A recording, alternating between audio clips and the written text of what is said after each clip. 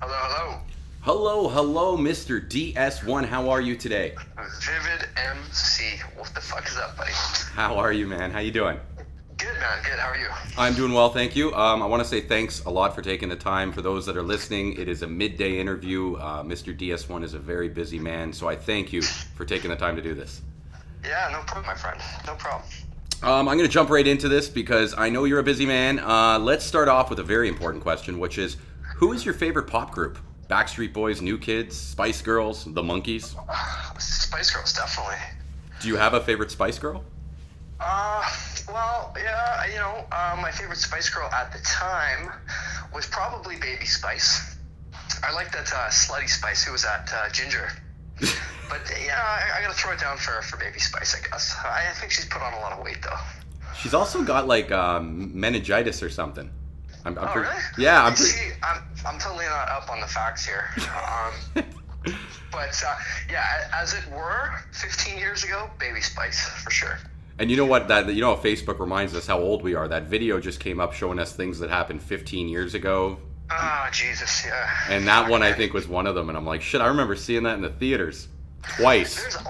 There's all kinds of things reminding me how old I am. It's fucking depressing, to be honest. I'm sure it has something to do with your hair because it's not your face. Yeah, well, hey, still maintaining a lot of that hair, so I'm pretty happy with that. That's good. You know what? For those who don't know DS1, I've got a beautiful picture of him that I think's only about a year old, even though it looks like it could be over 20. Oh yeah. Yeah, you'll see it when it's posted, buddy. It's one of your waking state photos. With that, next question: who's your favorite superhero? Superhero. I'm not really into the whole superhero thing, but if I had to pick, I'm definitely a Batman guy. I don't know. Is he a superhero? He has lots of money. That's not really a superpower. I wouldn't say. You know what's interesting to me about Batman is I find the people that like him tend to like him because he is an everyday Joe who's just using his money, I guess, and his athletic abilities to fight crime. He doesn't have powers. He has a belt. You know. Yeah. Well, he's got more than just a belt, but yeah, it's definitely Batman. And what kind of epitomized that for me was that the Batman Returns, Batman Begins, that whole series there. When that came out, geez, I love that because it was so dark and so moody, and that's what I liked about Batman. I mean, you don't really get that from the first movie with Jack Nicholson as the Joker, who kind of played himself. I don't know how he does that in every movie, but that new series just gave it that dark spin. I love it. Anything dark and kind of sinister. It's kind of where my heart is. So. Well, and you know what? I want to say, I understand what you're saying. People tend to divide it into the different directors, and based on the director, they say that this director did a darker theme. It's interesting that you said Batman Begins and Batman Returns, because, first of all, how does Batman begin if he's already returned? But, secondly, it was Tim Burton that created the Batman Returns atmosphere, and I believe Nolan that created the Batman Begins. But I get what you mean about the correlation and how the first one doesn't really share that because Jack Nicholson's character doesn't portray the darkness that someone like the Penguin did. But Gotham City, as the director portrayed it, is definitely different in the first two than it is in the last two. The ones in the middle, like that Batman Return, or Batman, was it Batman Returns, where he George Yes. Clooney and No, yeah, George Clooney. That I didn't even watch that one with Arnold Schwarzenegger. yeah, Spaceman or whatever. they're laughable, right? They're not they're the Terrible. Val Kilmer. Yeah, they were terrible. But anyways, moving on. Let's get a bit more into the music with this. What was the last song that you were listening to before you and I spoke? Oh, I don't know. To be honest, just before you and I spoke, I was just waking up from a nap. That's the whole thing kind of ties into me being older and stuff. I try to throw it down for the nap every once in a while. So not really anything, to be honest. Actually, you know what? I spend a lot of my time kind of skimming through YouTube tutorials. I'm a big gearhead. I've always been really into like production equipment. And I just got my hands on some stuff by this new company called Electron. So it's a Swedish company. They put out all kinds of synths and samplers and stuff. And I just 2 months ago I bought this Octatrack sampler that they put out. Really, really cool stuff. I've just ordered a drum machine from them as well. So, to be honest, the last full song, I couldn't even say. But I spent all kinds of time watching these, like, questionable YouTube tutorials on stupid little tricks to make your sampler do crazy things. I love that stuff, so. That's cool, man. You know what? I want to dig in on what you just said because at first I thought you were talking about a sample package like those chemical warfare things, but as you spoke, it sounds like you're talking about, like you said, gear, actual hardware that you're going to use to produce your own. Yes. And what is it? Like, what do you do? Please explain that. Well, okay, so a big thing is I've always been into hardware units. So I got into kind of producing when I was 12 or 13. And I used to spend my time like going through this buy and sell magazine. I don't know if they still have that or not. It's just a newspaper with all kinds of ads where people are buying and selling stuff. And I bought this like 4-track tape recorder. You pop a tape in, you can record up to 4 layers, and then if you were savvy, you could like bounce things down on the 4th layer. You could get up to like 7 tracks if you kept bouncing stuff down and blah blah blah. And I've always been into that stuff. Like even with the popularity of computers and how much they can do, which I totally use. Anybody who knows me knows that I've always kind of had other things sitting around. It's not enough for me to just pull up a program like Fruity Loops or whatever program you can imagine. Like I like that stuff, but at the same time, it's plugging in wires and chaining together different things. I've always kind of really been into that. So the Electron, they put out this hardware sampler. It's like a music editing studio that's outside of a computer, but it's also like a performance sampler. So you can load in samples, you can record itself. It's got like a crossfader, you can do all kinds of crazy things. I just got my hands on it, and to be honest, like I've been producing a long time, since I was 12. I dare not say how old I am now, but that was a long time ago. And I got this thing like 2-3 months ago. I got it home. It literally took me 3 or 4 days just to get the fucking thing to make a noise. That's how it seems really complex and confusing, but my head just wasn't wrapped around how it actually works, which I'm slowly getting there. But I can tell this thing, the sampler, is so deep and is so able to do all kinds of things that I can't even imagine at this point, that for the next year or two, I'm going to be constantly finding new little surprising things that I can do. And a lot of kind of what I'm hoping to do musically over the next few years is kind of based around this unit and using it as a live performance tool, where I can basically have my guitars or synths and mics plugged into this thing, and with a foot controller I can resample what I'm doing live and play it along back with like recorded samples and some backing tracks, and basically perform unscripted music that kind of basically follows a theme, but is unscripted, and I can do what I want into this sampler and have all this magic come out of it. That's what I'm hoping for, but I'm not quite there yet. I'm still working out the nitty gritty stuff, Yeah, no, I know. What I want to say about what you were just explaining is, I know you, unlike most artists, from our personal lives as well as our entertainment lives. You and I have the same profession in a sense.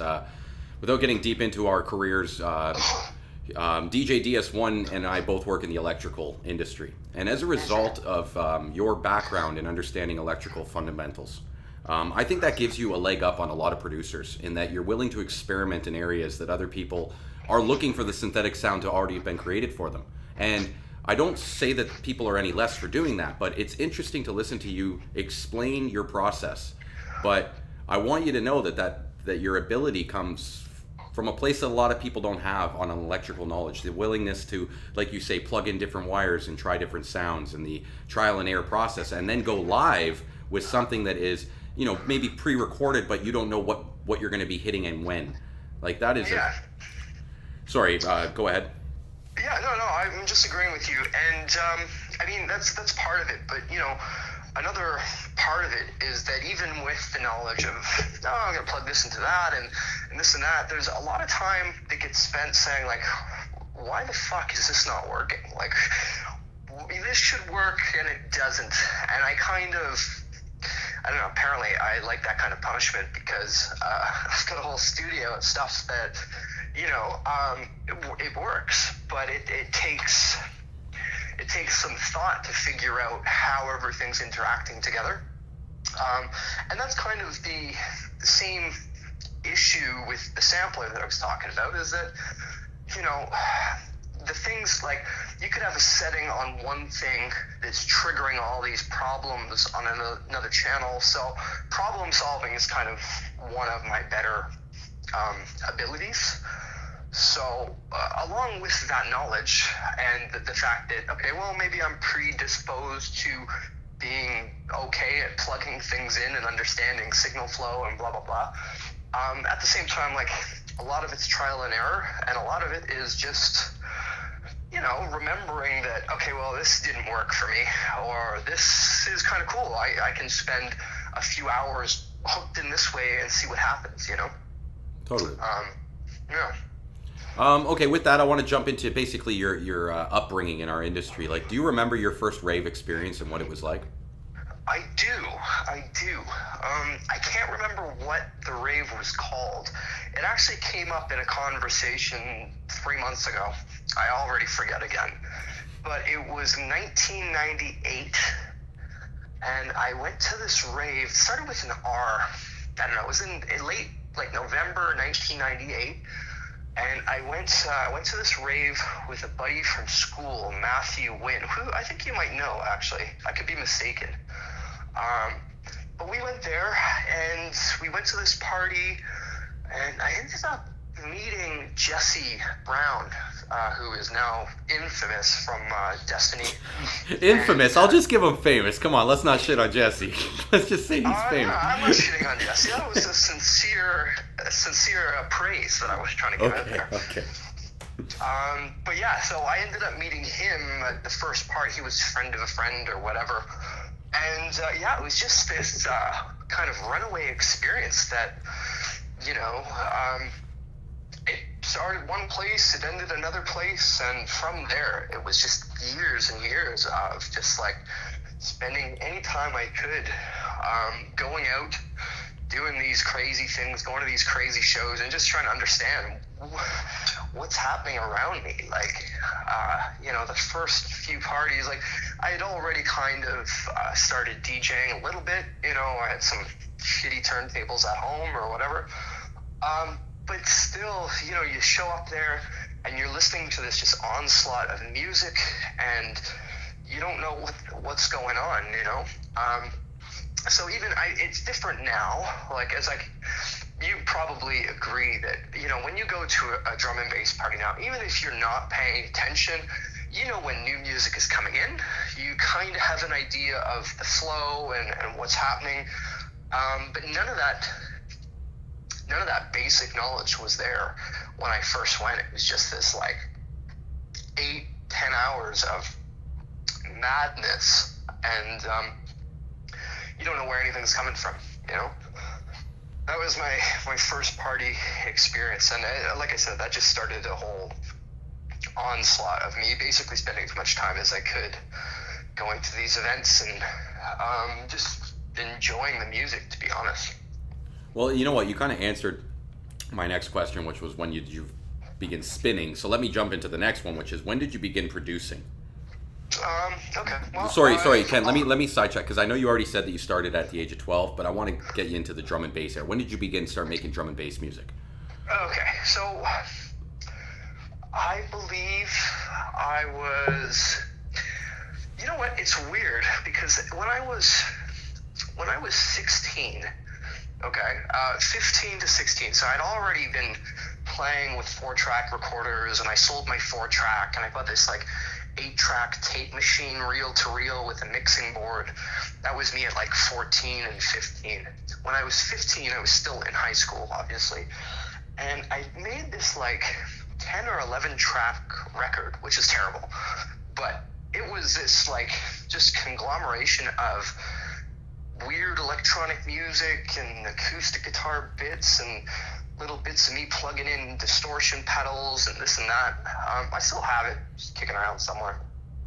I'm kind of losing my train of thought here. We're trying to get to when you got to drum and bass. So right now you're at the age of 15. Yes.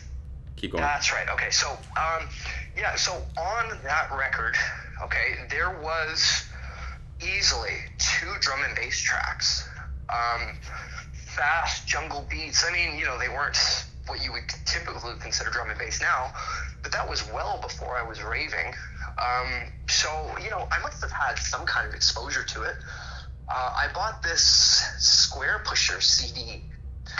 Must have been grade 9 or 10. So I don't know. I don't know when I knew that I liked drum and bass. It was very early. I think I got this Square Pusher CD, and it kind of just sat rattling around in my head for a while. And officially, when I started DJing at about 18 or so, I was spinning a drum and bass party when I was 19. So kind of a blur, but somewhere in there, 17, 18, I must have acquired some records. I would do these like little trips downtown and go to Play a Record or wherever. And I didn't know what I was buying or whatever. I would just go and try to listen to whatever I could and bring it home. But yeah, when I would say 17, I started getting the records and stuff. So it was at the same time. I mean, I was so into the music that I just couldn't help load in samples and kind of make tracks at 180 beats per minute with fast syncopated drums, little drum samples and stuff. So it was all kind of one harmonious upbringing. It wasn't like, well, I DJ'd for 2 years and then I decided that I'm going to produce drum and bass. I was making music already. I just liked spinning records. It all kind of happened at the same time. So I get you. And you know what? With what you just said, I guess my questions sometimes are a little simple in the fact that you think that everybody, okay, on July 21st this happened, and that led to this happening on August 31st. No, it's not so simple. Life is an amalgam of many things at once. So thank you for explaining that to us. With that, can we expect any new production coming from DS1, the name DS1? Yeah, absolutely. Because I'm kind of focusing on doing less of a kind of band-oriented thing. Some people will know me from Awakening State, which is kind of like a hard rock electronic thing that I was doing. I started that after I won this remix contest for 102.1, which basically put me backstage at a Nine Inch Nails concert with Trent Reznor. And Hold on. Can I just stop you for a second? For those that were listening and don't know, there was a song that was like, "There is no you, there is only me," and it was a Nine Inch Nails. I'll send you a sample for that if that helps. Please, and I will. I'll upload it with this because honestly, man, I had people coming to me with your song, going, "Dude, you got to hear this new song," and I was like, "Dude, that's my boy," and it was amazing. It was an awesome collaboration between. I know that you didn't actually work with Trent directly, but I know that you got his kudos and won that contest. And in my opinion, you blessed that song. You did what a remix should do, which is it's funny because I was actually, when that came up, I was at work. So I was doing my day job thing. I think it was a Thursday. And I hear this ad come on the radio saying, "Your chance to meet Nine Inch Nails, blah, blah, blah." It was my biggest hope and dream at the time. And you know what, I don't enter a lot of contests. I don't really care about a lot of things, you know what I mean? So it's like, I heard this, and I'm like, okay, well, you know what? I'm going to go home. I'll enter this contest. I'll sign up with 10,000 people, and, whatever. It's worth signing up, doing whatever they're asking, because I think that would be so cool. And then I got home, and I read the rules for this contest, and it's like, oh, dude, it's a remix contest. I'm like, dude, I got this thing fucking made. I just need to think about how I want the song to come across, And that Friday, so the next day, I got into a car with Tommy Illfingers from Vinyl Syndicate and I believe I drove us up to Montreal or Ottawa or something. We were playing out of town. So we played this show on the Friday, wherever it was, and had kind of like a car full of people. And on the way back Saturday morning, we were driving back to Toronto to drop everybody off, and everybody's passed out in the back seat except for Tommy and I. And it was there, like, just between him and I talking, I told him about the contest, and I'm like, well, listen, like, this is what I want to do. I think I got a really good shot at winning this thing.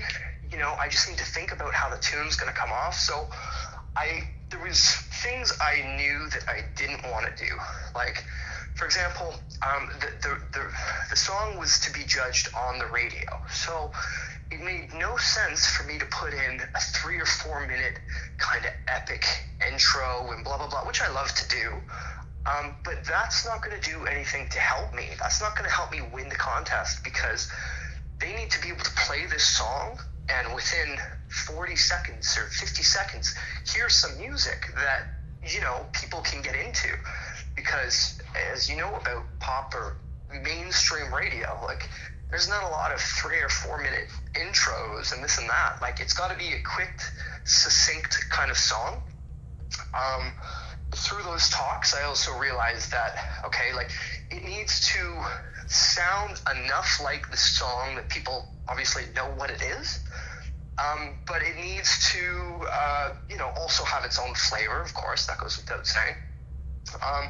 And that's what I did, and then I took the song, and to be honest, I wasn't really big on the song itself. So I kind of took what I liked about the song, and then, which was the verse sound, and then I gave it this kind of like big epic chorus progression, which it didn't really have. So, you know, I had this framework in mind of, okay, well, this was my plan to success on how I'm going to win this contest. And that's exactly what I did. And I did it in about 6 hours. Even on the original, I got this like upright piano that's all out of tune. And I came up with this little piano outro part that was it was supposed to sound like Epic by Faith No More. Do you know the tune? Yep.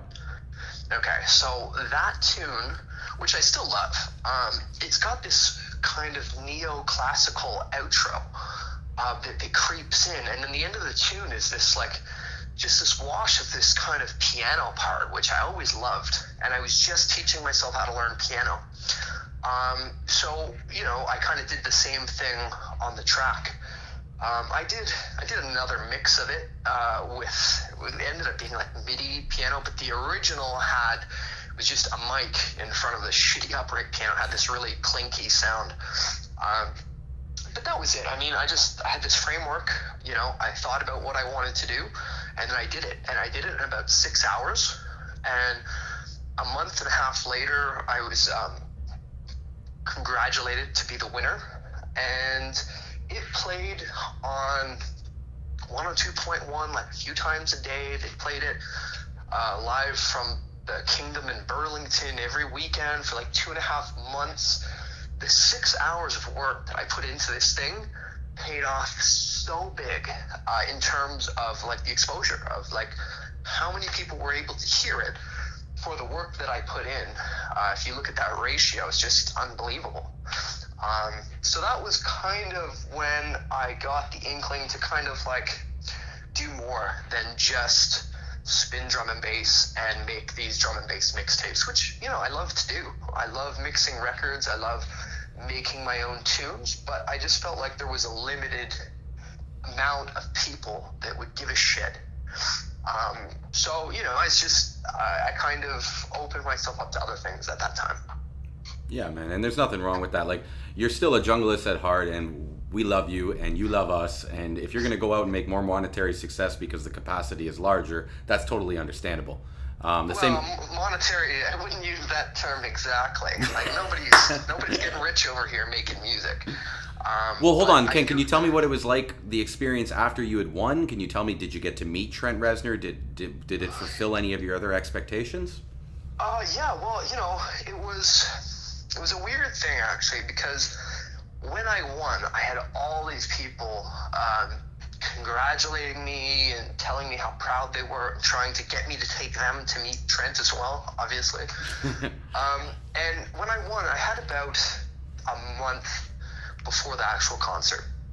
And I won this thing, and then I realized, okay, like a month from now, I'm going to be face-to-face with Trent Reznor, and all I've got are these, like, you know, couple dozen drum and bass tunes that I've been doing, and I felt like I could have done more. So I found myself in this spot where it's like, oh man, like I've got nothing to show this guy. Like I've got some stuff, obviously, but you know, like this is my chance to give him something. So I actually I kind of went off the grid that month. I rented a keyboard or something, and I started recording guitars and vocals and doing stuff again myself to kind of prepare some music in this like missing section of my artistic catalog, because I thought it was important, because I didn't want to show up there with just my dick in my hands. Excuse my expression there. Yeah, so here we are. And hold on, you didn't get to the point where you actually met him. When you met him, was he a nice person? Was he what you expected, or was it not as fulfilling as you had hoped? Yeah, okay, so I went out for dinner with Martin Streak. R.I.P. guys, rest in peace, Martin. Yeah, that hit me pretty hard actually when he had killed himself. I worked with Martin for a couple of years actually. Dude, he was such a good guy. He was a great person. You know what? And that's the thing is like, part of it was like I was this like 20-something-year-old kid who was a junglist and blah blah blah. And it's like, you know, he didn't have to. He was doing the contest, and you gotta kind of be a little bit nice to the guy who wins, even if you don't give a shit. If you're the guy, you know, kind of telling everybody what's going on. But he, more than that, you know, he was just a really good guy, and he was a guy that I could call on the phone and just, you know, we just talked about stuff. And the day of the contest, we went out for dinner at the beer market, and we walked over. It was at the ACC, the concert. We went there. Death from Above was playing. We immediately went downstairs, down this ramp or something, into the kind of backstage area. I got dry humped by Josh Homme from Queens of the Stone Age. I had no idea who he was. Like, I knew Queens of the Stone Age, but I just, like, I didn't know what he looked like. I just didn't care, you know? So I had this kind of, like, awkward meeting with him, and then it was all of Nine Inch Nails except for Trent, out in the hallways, and they were, like, signing my stuff and blah, blah, blah. And then, so Martin Streak went backstage into, like, a dressing room where Trent was. He went in first. Trent Reznor had actually kind of specified, he's like, I want to meet with the radio guy and the artist, the guy who won the contest, separately. So they sent in Martin Streak and his girlfriend at the time. And they went in, and we sat and we met Nine Inch Nails, got a bunch of stuff signed. They came out, and then I went in, and I was in his backstage dressing room / he had like a little studio set up there.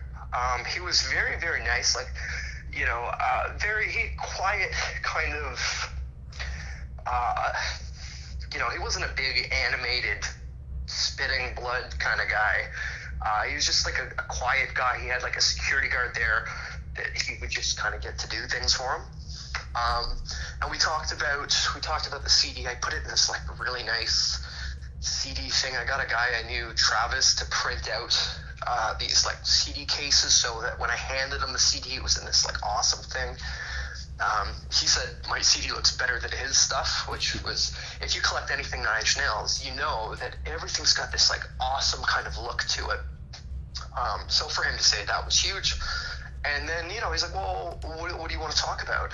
And I looked over. He had this, like, rack full of gear and this, like, little table where he was working on the next record while he was on the tour. So we went over there, and he was pointing out his hardware units, and, oh, I use this for that, and blah, blah, blah.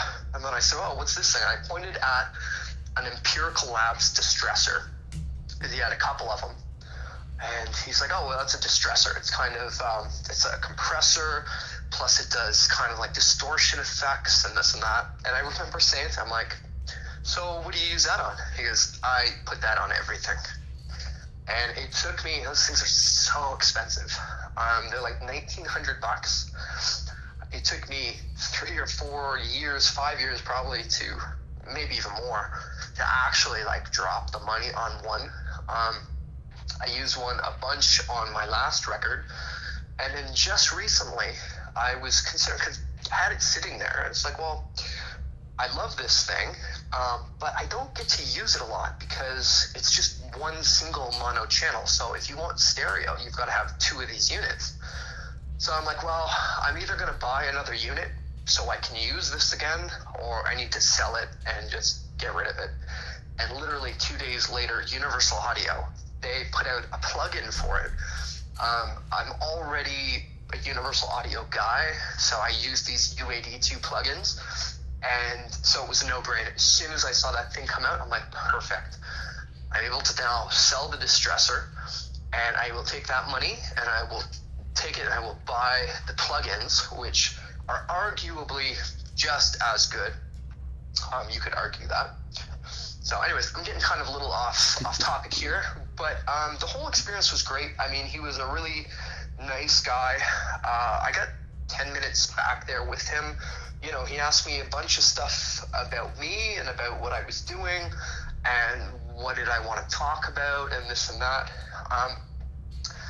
So, I mean, it was an amazing experience. There's no other way you can put it. That's awesome. That's awesome. Okay. Well, with that, you had mentioned that was during, or kind of launched, let's say, the Awakening State process.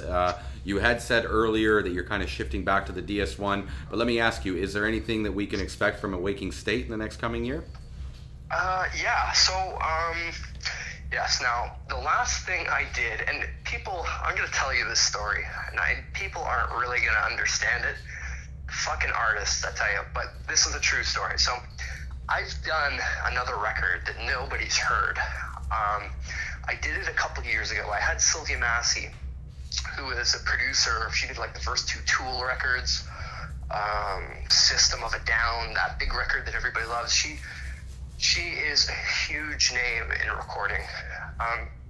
And, you know, I kind of wanted to pick her brain a little bit, and that's how I got hooked up with her. And I've done all my Awakening State stuff with her in some context or another.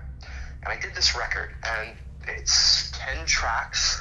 I love the music, but I was not in love with the way that the vocals sounded. So it sounds weird. I play it for people, and everybody, like, nobody understands, why didn't you release this? Like, it sounds so good. But I just know where I was at when I was doing all the vocal tracking and how I wanted it to sound, and I just couldn't let go. And it's been a long time. That was like 2.5, 3 years ago now.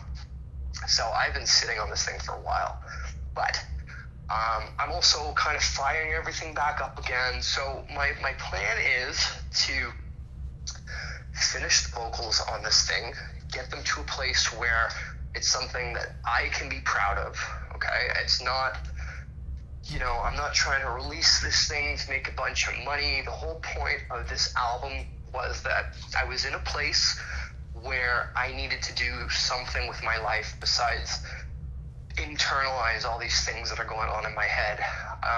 So I felt like it was make a record or die time, and that's what I did. And then there was this kind of nagging unhappiness with just one aspect of this record, and I couldn't allow myself to just pass it out and just say, you know what, good enough, I don't care. So I still have that. If you want, what I'll do is I can send you one of the tracks. I've got a track in mind. It's not a single from the, there's a lot of kind of like, wow, that is, I could hear that on the radio. This will not be that, but I've got a track that I'd be happy to submit to you that maybe play in the background or do something magical with it. I know you'll figure something out, so that people can hear the kind of sounds. It's electronic, it's rock, blah, blah, blah. Well, one thing, you know what, I appreciate that, and I'd love for you to share it with me.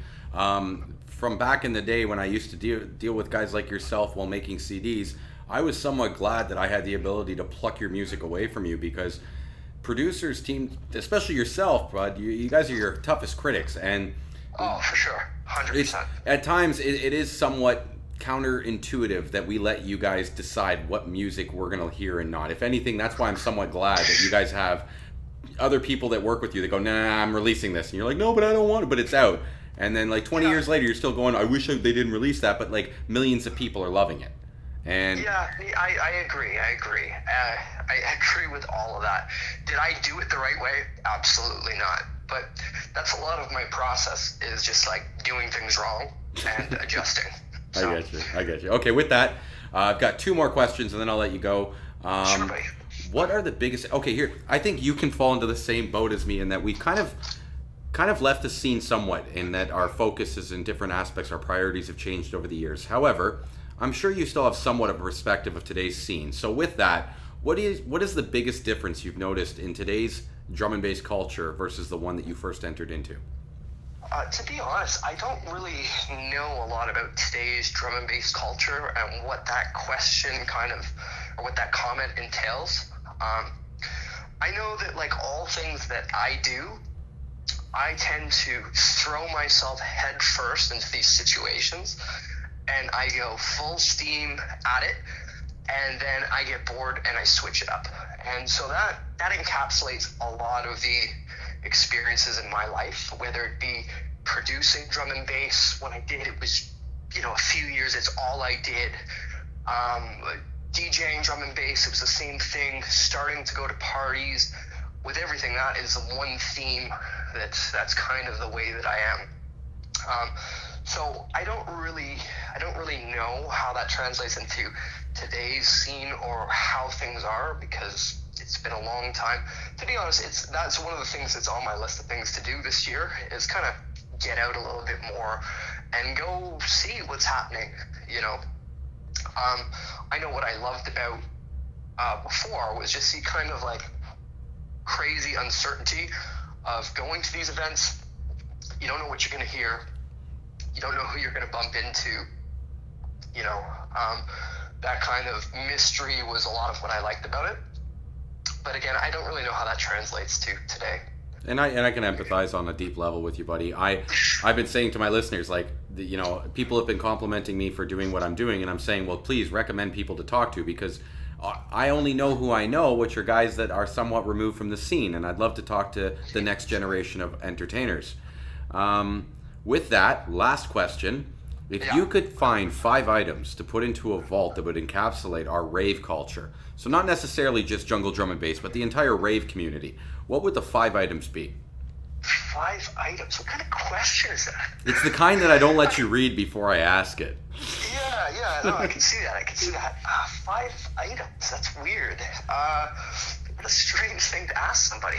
If it'll help you, people in the past, here's the thing, they don't have to be items. Other artists have answered. Yeah. Go ahead. I'd love to hear what other people are saying about Okay, this. so other people have said things like, one guy said the warehouse, meaning the old cool house. Another person put the horn in. Some people have put certain flyers, some mixtapes. These are answers I've gotten. Okay. So with that, now I got at least it's a pretty broad question. So with that, I would put a Cyrus flyer that I actually have in my little studio there. It's like the Cyrus skull. I love that Cyrus skull. Put that thing in there. So the Cyrus skull, number 1. Number 2, Jet nightclub. Which was renamed a bunch of times. I saw DJ Die there. Wasn't that Limelight?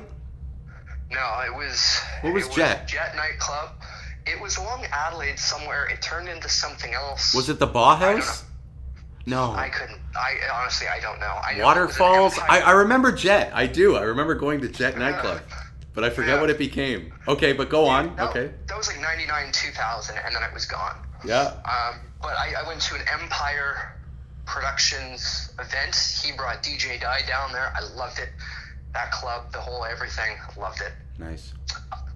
Cyrus 7 Year.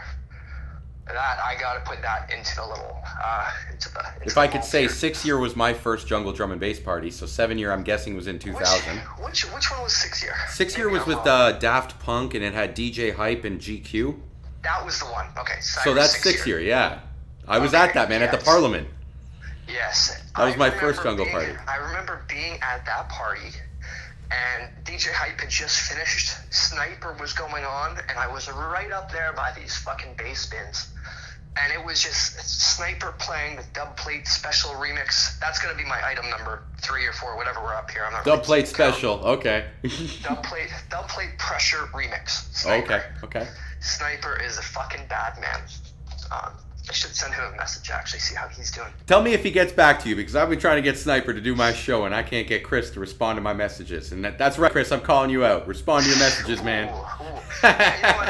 I will, because he was really nice. I did this Wishing on a Star remix. That was actually kind of my intro to playing clubs downtown and stuff. I made this, it wasn't a remix. I got a girl over to come sing it.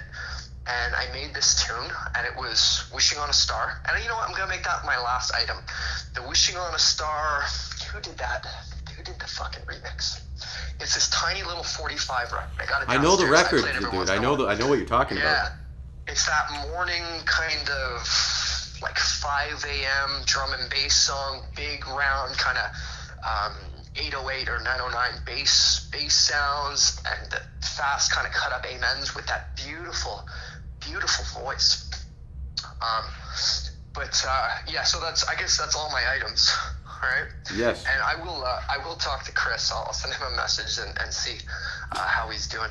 And I'm just screwing with him. In all honesty, if it was that important, I'd pick up a phone and call him.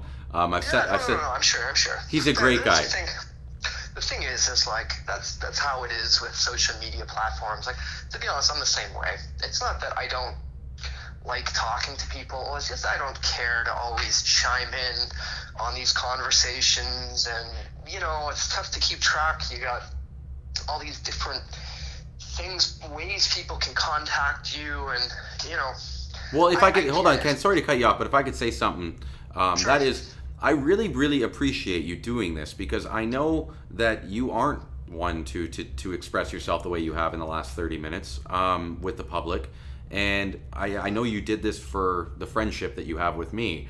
And, Absolutely. And I really appreciate that, man. I've said that about a few of the other artists that aren't necessarily the most, I'd say, extroverted individuals, not the most gregarious of folk. However, you guys have, out of respect for the scene and myself, have taken the time to share yourselves with me, and I really, really respect that in you, man. Thank you. Yeah, no, honestly, you were talking about people who were complimenting you and the things that you're doing. Honestly, you come up in my Facebook feed, and I check the videos, and I love watching them.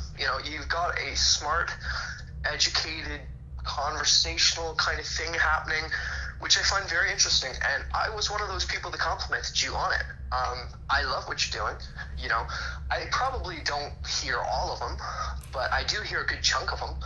And to be honest, it's just it's food for the brain, and I really like that. So thank you. I mean, I'm doing it for you. But it's nice to open up sometimes about this stuff, and all these things have happened, and I don't dwell on them. I'm trying to kind of live in the here and now. But at the same time, it's nice to reminisce sometimes with friends. Well, and I'm glad that you did. And in all honesty, Mr. DS1, the setup I have right now is somewhat sophomoric, and I hope that I get into the next level. And when I do, you come back and we talk a little more. Would you do that? Yeah, no, for sure. And if you need help setting up your studio, you got the number, man. I do, and I thank you for that. But until then, I'm going to let you go. It's been over 40 minutes. We said we would only do 20, so thank you so much. You have a good day, sir. Sorry for talking your ear off. I'll talk to you later, my friend. I appreciate it. Have a good day, sir. Okay, take care. All right, ciao, bro. Okay, bye. And there he is, Mr. DJ DS1, a waking state. I hope he doesn't mind the photo I've used. It's baby Ken, in my opinion. But honestly, the guy hasn't aged a day. If you see him today, he looks great and still making amazing music. I hope he does share those songs that he said he would, so that I can share them with you guys. As always, thanks for tuning in. Until next time, peace out.